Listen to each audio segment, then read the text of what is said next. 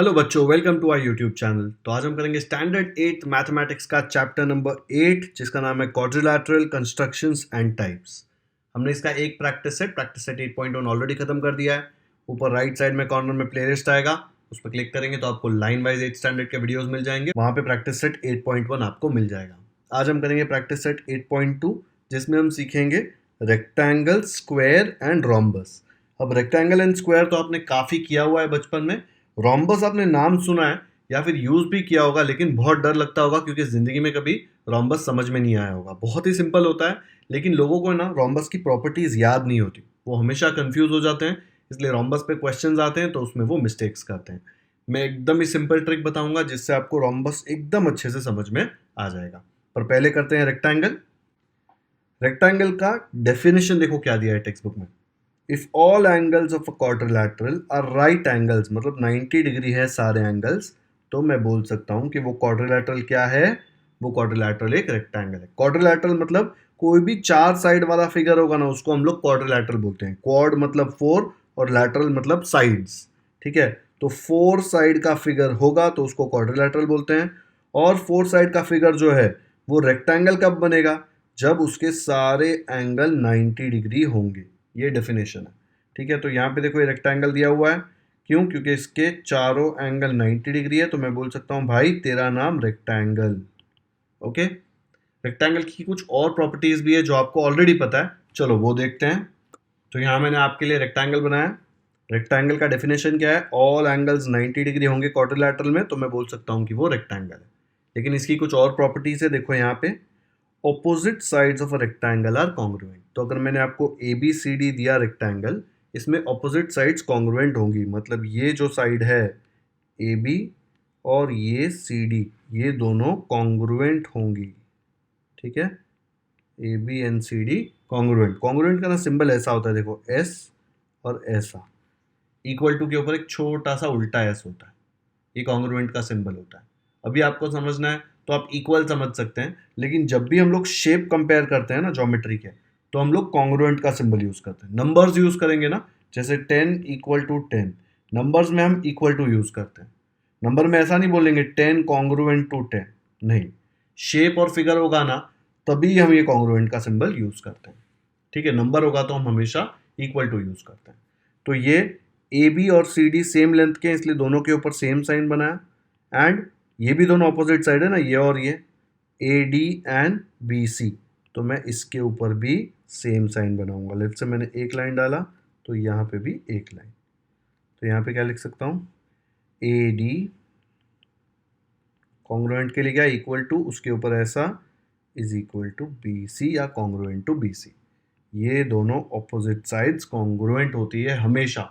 सिर्फ A B C D rectangle में कि कोई भी रेक्टेंगल में, कोई भी रेक्टेंगल में ऑपोजिट साइड्स हमेशा कॉन्ग्रुएंट होंगी।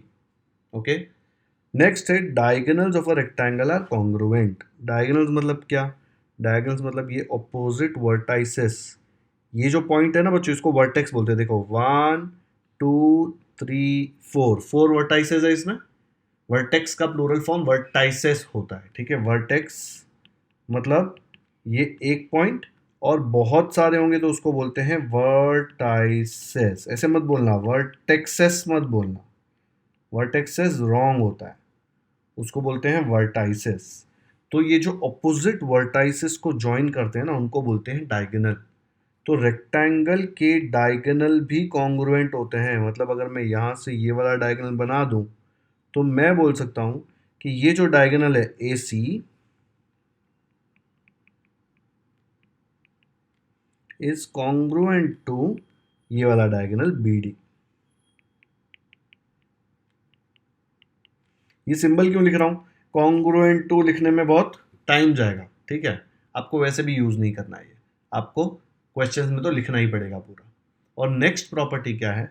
Diagonals of a rectangle bisect each other. Bisect मतलब, बाय मतलब दो, सेक्ट मतलब टुकड़े, तो दो टुकड़े बनेंगे इसके इक्वल। ठीक है, तो ये जो पॉइंट है ना, ये पॉइंट पे दोनों डायगोनल एक दूसरे को काट रहे हैं ना, तो जहां पे भी वो काट रहे हैं ना, लेट से ये पॉइंट को आपने नाम दे दिया ई। ठीक है, जहां पे भी वो काट रहे हैं वहाँ पे वो दोनों अपने आप को इक्वल टुकड़ों में काटेंगे। उसका मतलब क्या है, लेट्स से अगर ये इक्वल और ये इक्वल, ठीक है, 3 मैंने डाला क्योंकि सेम सिंबल होना चाहिए, तो मैं क्या बोल सकता हूँ, A E is congruent to E C, equal टुकड़े होंगे ये दोनों। एंड ये वाला देखो, ये वाला जो है ना, इसको लेट्स से मैं ये वाला सिंबल देता हूँ, कोई भी सिंबल दे सकते हो आप। तो ये D E and E B ये भी इक्वल है, D congruent to E B. आया समझ में? तो ये जो प्रॉपर्टीज है ना, ये मैंने यहाँ पे ऐसे लिख दी। तो रेक्टेंगल क्या होता है, कोई भी क्वाड्रिलैटरल जिसमें चारों एंगल 90 डिग्री होंगे उसको बोल सकते हैं रेक्टेंगल। उसमें ऑपोजिट साइड्स इक्वल होती हैं, तो A B congruent C D and A D congruent B C. Okay, and जो डायगोनल है वो एक दूसरे को इक्वल होते हैं, प्लस डायगोनल एक दूसरे को दो इक्वल टुकड़ों में काट देते हैं। तो ये एक टुकड़ा एंड ये टुकड़ा सेम है, एंड ये वाला टुकड़ा और ये वाला टुकड़ा भी सेम है। आया समझ में? चलो अब रेक्टेंगल पे क्वेश्चन सॉल्व करते हैं, एक कंस्ट्रक्शन करेंगे इस पे। तो यहाँ पे प्रैक्टिस सेट 8.2 का फर्स्ट क्वेश्चन दिया है, draw a rectangle A B C D such that length of A B, एक साइड का लेंथ दिया है 6 centimetre and length of B C is equal to 4.5 centimetre. बच्चों 8.1 में जब उसने सिर्फ क्वाड्रिलैटरल लिखा था तो हम लोगों को 5 चीज़ें चाहिए होती थी, याद है?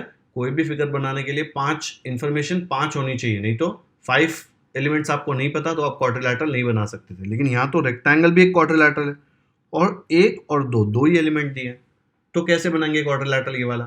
क्योंकि हमको पता है कि ये क्वाड्रिलैटरल एक रेक्टेंगल है। कोई भी रेक्टेंगल के लिए आपको पता है कि उसकी प्रॉपर्टीज जो है वो ट्रू होगी, जैसे उसकी ऑपोजिट साइड्स हमेशा इक्वल होंगी, उसके सारे एंगल्स हमेशा 90 डिग्री होंगे, उसके सारे डायगोनल्स हमेशा इक्वल होंगे, है ना? याद है ना ये प्रॉपर्टीज? तो ये प्रॉपर्टीज यूज करके हम लोग ये फर्स्ट वाला क्वेश्चन सॉल्व करेंगे। कैसे कंस्ट्रक्शन करेंगे, इसका रफ फिगर कैसे आएगा? रफ फिगर देखो, ए बी जो है वो 6 सेंटीमीटर्स है, ठीक है, तो इसको 6 लेंगे एंड फिर ऐसे रेक्टेंगल बना देंगे, तो ये भी 6 आएगा सी डी, और ये बी सी कितना है देखो 4.5, तो ये भी 4.5 आएगा, ऑपोजिट साइड्स इक्वल होती है ना। तो ये रफ फिगर बनाएंगे, फिर इसको ही यूज करके हम लोग ये रेक्टेंगल बनाएंगे। कैसे आएगा रफ फिगर?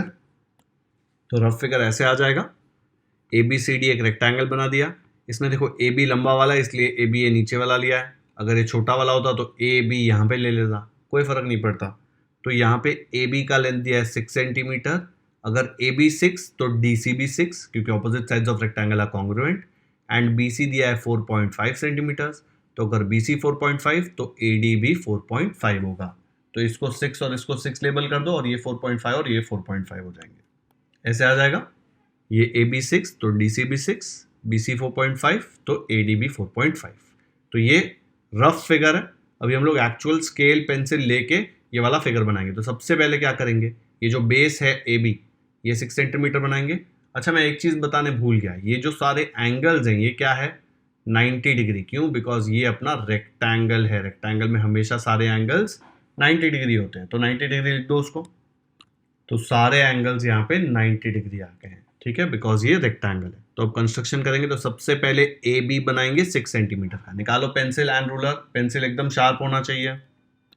तो मैंने यहाँ पे देखो पेंसिल और रूलर लेके 6 सेंटीमीटर का एक लाइन बना दिया, इसका नाम क्या देंगे, ए बी, और उसके नीचे 6 सेंटीमीटर लिख देंगे। तो यहाँ पे मैंने बना दिया ए बी 6 सेंटीमीटर्स। अब हम लोगों को पता है कि ए से लेके डी तक का डिस्टेंस 4.5 सेंटीमीटर्स है और ए पे ये एंगल 90 डिग्री है, तो हम लोग प्रोट्रैक्टर लेके यहाँ पे 90 डिग्री का एक एंगल बना सकते हैं ना।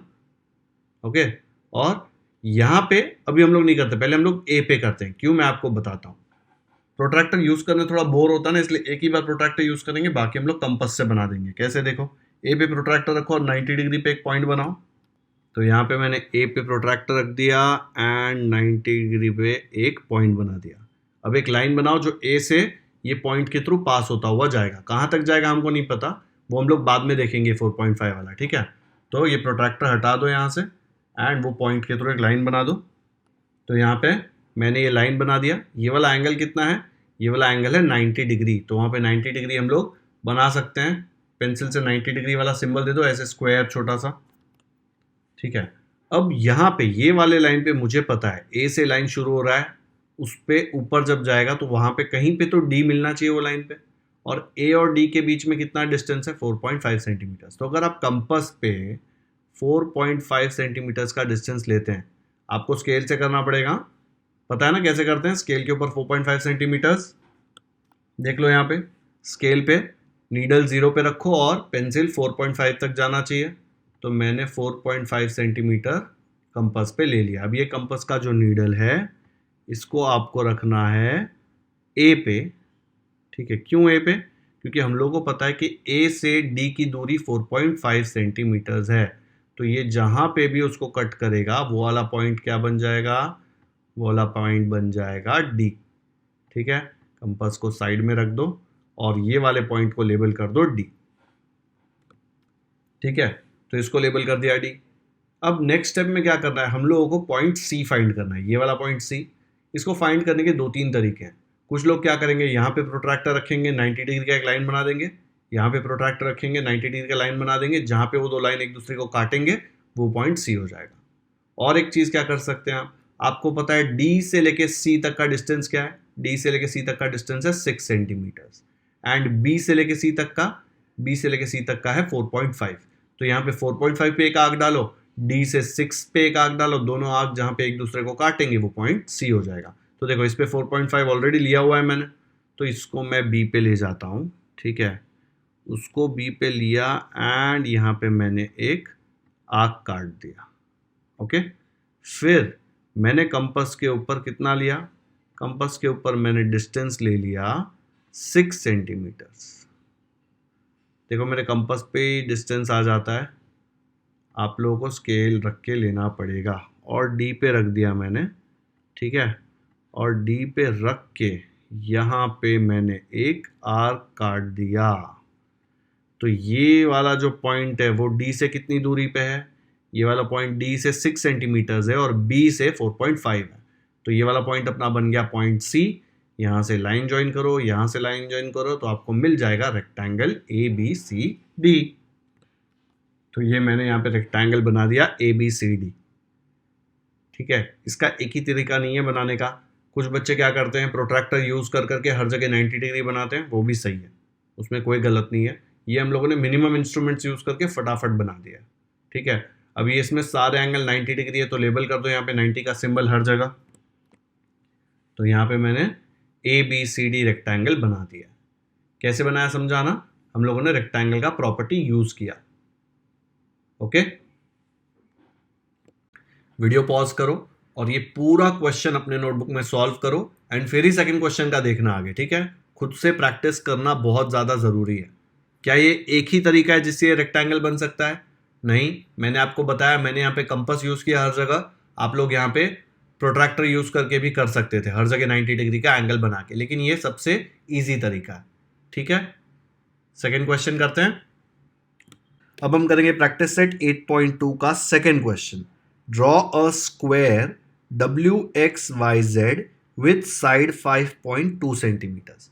अब मैंने आपको स्क्वायर की प्रॉपर्टीज बताई नहीं है, लेकिन आपको पता है कि स्क्वायर में सारी साइड्स इक्वल होती है और हर एक एंगल 90 डिग्री होता है, ठीक है।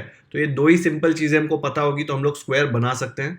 तो हमको पता है कि स्क्वायर में सारी साइड इक्वल है, तो हर एक साइड 5.2 सेंटीमीटर होगी और हर एक एंगल 90 डिग्री होगा, ठीक है। तो ये यूज करके हम लोग सेकेंड क्वेश्चन सॉल्व करते हैं। तो इसका रफ फिगर कैसे आएगा? रफ फिगर में हम लोग स्क्वायर बना देंगे सारी साइड्स इक्वल वाला और हर एक साइड को 5.2 सेंटीमीटर दे देंगे और हर एक एंगल 90 डिग्री होगा। जल्दी से बना दो रफ फिगर। तो यहाँ पे मैंने इसका रफ फिगर बना दिया। WXYZ स्क्वायर है, उसका एक साइड दिया था 5.2 सेंटीमीटर। हमको पता है स्क्वायर के सारे साइड्स हमेशा इक्वल होते हैं, तो हमने सब साइड्स पे 5.2 सेंटीमीटर लिख दिया। और हमको ये भी पता है कि सारे एंगल जिसमें राइट एंगल होते हैं 90 डिग्री, तो हम लोगों ने राइट एंगल भी हर एंगल को बना दिया। तो ये बनाना बहुत ही ईजी होगा। पहले हम लोग स्केल और पेंसिल लेके WX 5.2 सेंटीमीटर का एक लाइन बना देंगे। फर्स्ट स्टेप वो होगा, तो रूलर निकालो और पेंसिल निकालो। तो यहाँ पे रूलर और पेंसिल से देखो ग्रीन कलर का 5.2 सेंटीमीटर मैंने बनाया। आप लोगों को तो पेंसिल से बनाना है, अलग अलग कलर मत यूज करना, ठीक है। तो इसको मैं लेबल कर दूंगा WX। लेबल मतलब इसको नाम देना, WX, और उसका लेंथ कितना लिया हम लोगों ने ये 5.2 सेंटीमीटर। अब फिगर में देख के लिया है ना, लिख दो जल्दी से।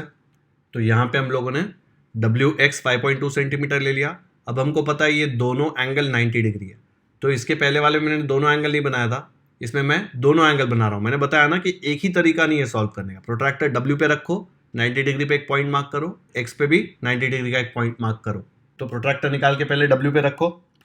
ये प्रोट्रैक्टर हमने W पे रखा, 90 डिग्री यहाँ पे आएगा, ठीक है। वैसे ही हम लोग ये प्रोट्रैक्टर को मूव करके X पे ले जाएंगे और X पे भी हम लोग 90 डिग्री के यहाँ पे एक पॉइंट प्लेस कर देंगे, क्योंकि दोनों जगह हम लोगों को 90 डिग्री का एंगल चाहिए, ठीक है। एक लाइन W से खींचो ऐसे ऊपर, दूसरा लाइन X से खींचो, ये वाले पॉइंट से पास होना चाहिए। कैसे आ जाएगा? ऐसे आ गई होगी दोनों लाइंस आपको। अब हम लोगों को पता है कि W के ऊपर Z है, देखो यहाँ पे कितने डिस्टेंस पे, 5.2 सेंटीमीटर पे।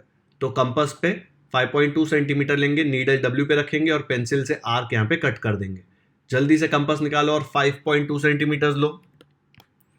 तो यहाँ पे मैंने कंपास ले लिया है और कंपास पे डिस्टेंस देखो, नीडल 0 पे और पेंसिल 5.2 पे, ठीक है।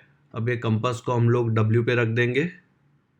तो ये कंपास को हमने W पे रखा और अब हम यहाँ पे ऊपर 5.2 डिस्टेंस पे एक आर्क बना देंगे, ठीक है। तो ये जो पॉइंट मिला ना, ये वाला पॉइंट क्या होगा? Z। तो इसको Z लेबल कर दो। तो इसको हम लोगों ने अभी Z लेबल कर दिया, ठीक है। अब आपको नेक्स्ट पॉइंट कौन सा चाहिए? Y। Y कैसे निकालेंगे? हमको पता है कि Z से Y 5.2 सेंटीमीटर है, तो आपके पास ऑप्शन है कि Z पे कंपास रखो नीडल और यहाँ पे एक आर्क कट कर दो, तो वो जो पॉइंट मिलेगा वो Y होगा। सेकेंड ऑप्शन क्या है आपके पास? Z के ऊपर प्रोट्रैक्टर रखो और 90 डिग्री वाला एक लाइन बना दो, क्योंकि हम लोगों को पता है कि Z और ये जो एंगल है सारे 90 डिग्रीज है। तो यहाँ पे 90 डिग्री से एक लाइन बनाऊंगा, जो वहां पे काटेगा, जहां पे भी वो काटेगा वो Y हो जाएगा।